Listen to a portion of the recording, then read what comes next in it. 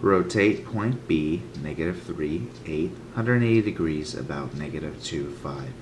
So here we're going to be rotating this about this point right here, 180 degrees. So it's not from the origin. First, I'm going to identify what we have. Our pre-image is located at negative 3, 8. And then we have our point of rotation,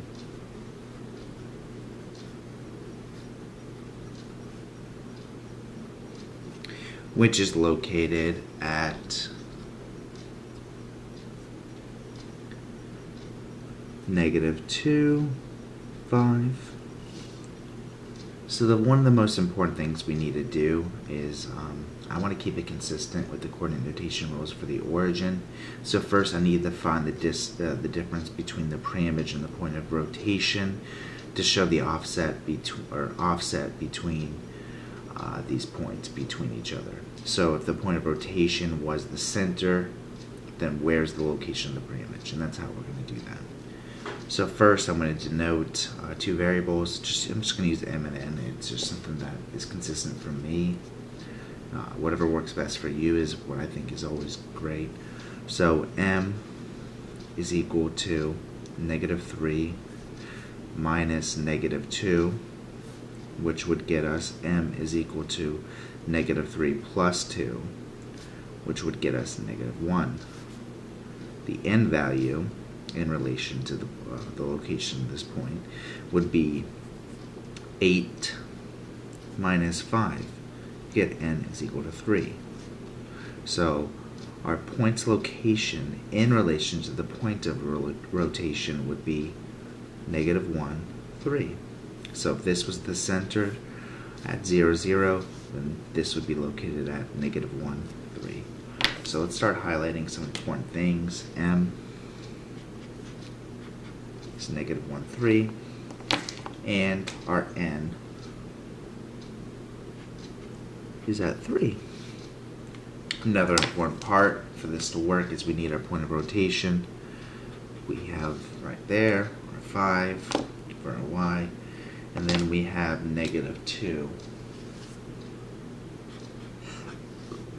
right there. Alright, so let's get going with this. So the formula would state typically from the origin it would be x comma y would become negative x, negative y. But here we're going to be using M and N for x and y to represent the location, so we can use these pre-described rules. So x would be, the N would be right there, and then we would also have our N right here.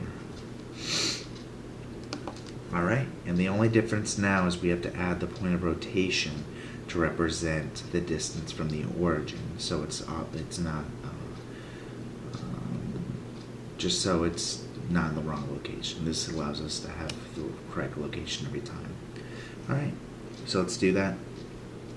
Right here, we would first plug in negative 3, 8. Our pre-image would become